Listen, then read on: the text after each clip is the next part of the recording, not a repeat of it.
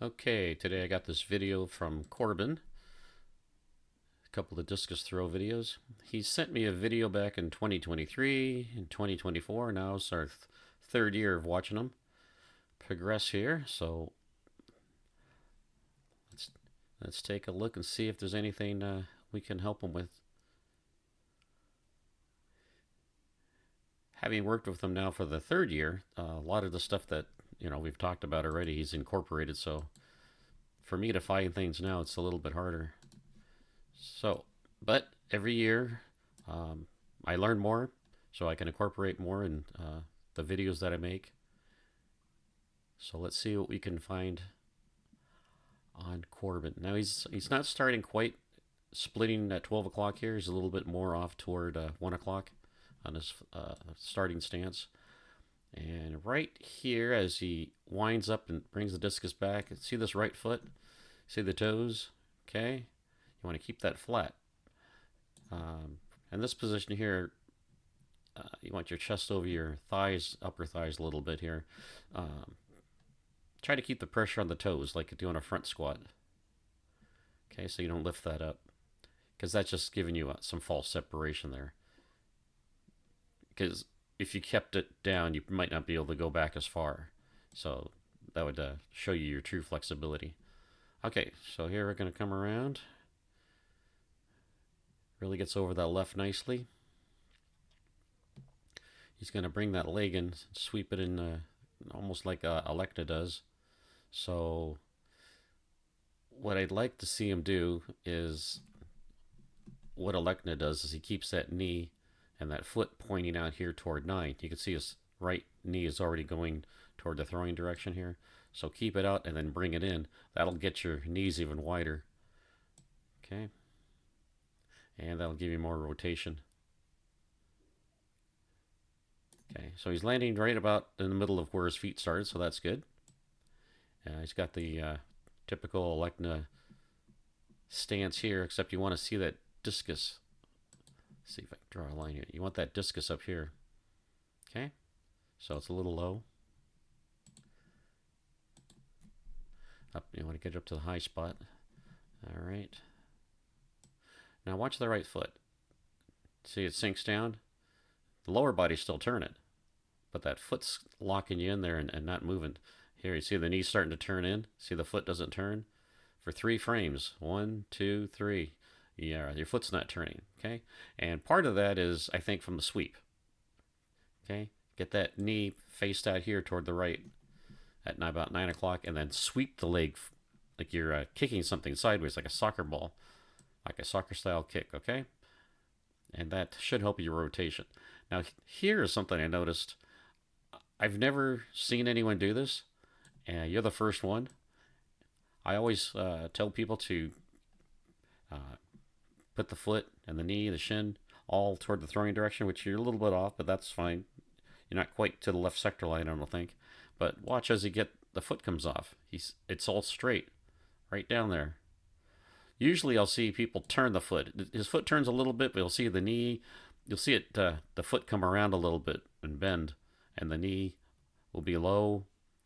He gets off pretty good, though, right here. And he gets the foot at 9 o'clock. It's just interesting. Most people, we strive to drive straight ahead, but just before coming off, I'll always see the shin, the foot, the knee kind of already start to pre-turn. Okay. You're pretty high up here. I might want a little bit more bend in the knee. You might want to try it out, see how it feels.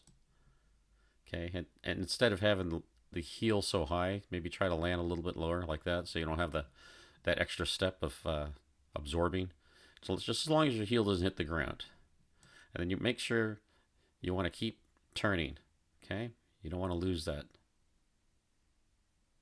It's good. It's very, very much like Alekna. You hit this position, you hit the wall, and then just rotate.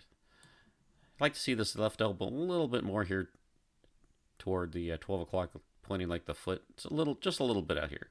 It's not bad. Discus is in line with the shoulders here, so that's good. Okay, right here your feet are in a straight line. You want to get that left foot behind a little bit, again, that could be the sweep at the beginning. With a good sweep, with the thigh facing and the knee facing out this way, the thigh a little bit higher. Let's take a look how high your thigh is. If I remember, it's low. Yeah, see, it's down here. Now with the Lecna, your thigh would be quite a bit higher, okay, instead of down here.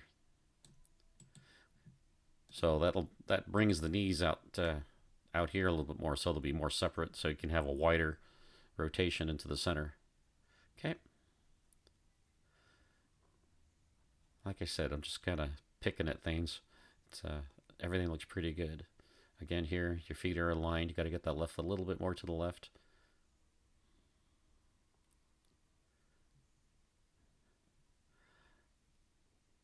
I can't tell here. Do you want to see that just before the discus comes out of your hand, you want to see that right hip out past the left, and it looks like you're square right now. Your hips to the front.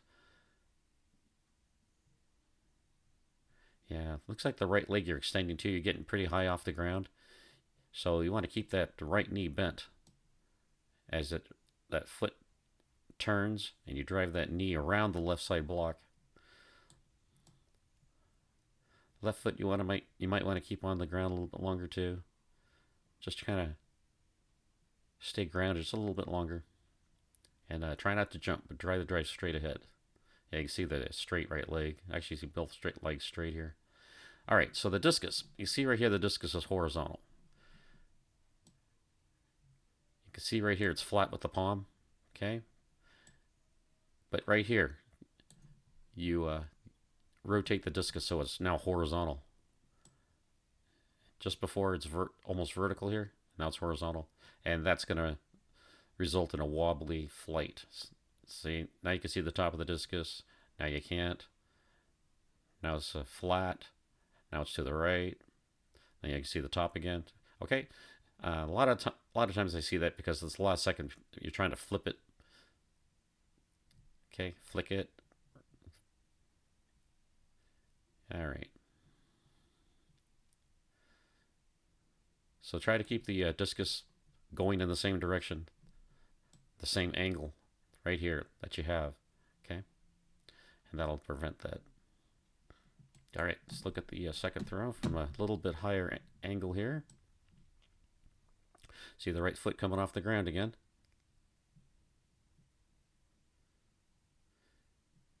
And right here, yeah, again, you want to have the thigh up a little bit higher. You want that knee pointing over here to 9 o'clock sideways, because now it's becoming a little bit narrow. People think, when you watch a Lecna, you think that he's just bringing the knee, everything, the foot in close, but really he's not, because he has that knee out here and the foot facing this way. So it comes out actually wide. So here you landed a little bit, you should land on this little white spot right here. It's on the pad, but you're landing way, here's the mark right here. You're landing way to the right. Okay, so let's see. Yeah, this one's a little bit different than the last one. Your foot just touched down and your left foot is still way back here. You want to land on that right and get the left foot over here. This is how you want to be able to land right here. Okay, this is a little bit better this time. The disc is a little bit higher in line with the shoulders. Okay, but you still want to go a little bit higher. That could be part of your wobble at the end too, because later on you are in line, so you don't want that discus going up and down. You want it to stay even with the shoulder line. Here you can really see the right foot stop and stall, and while the bottom half is turning, that foot staying there. It's not until the knee starts turning in and that left comes around and starts to turn the foot. So you want to be able to turn right off the bat. And here you get a little twisted, see?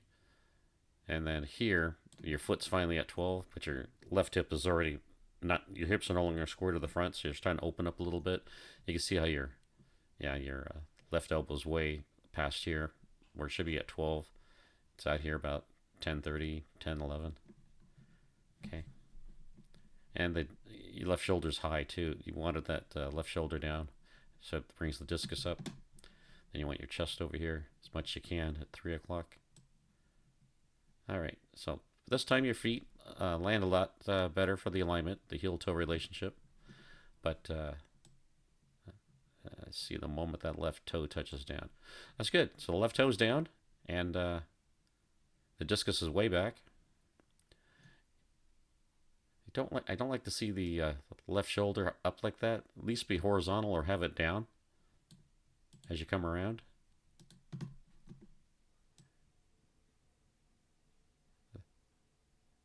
That's just part of being open a little bit because the it's too soon because of the right foot getting stuck in the middle.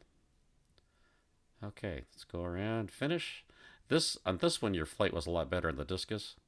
Still has a little wobble, but not as much. Let's see where the discus is. Okay, it's face angled upward. I can still see the top here, so you didn't flip it horizontal as much. I can't tell about the hips from this view, but again, you want to make sure that right hip is ahead of the left. This is good. I like to see the bottom of the entire shoe, so your foot is vertical, which should keep that knee down. But as we come around, it looks like it's straight.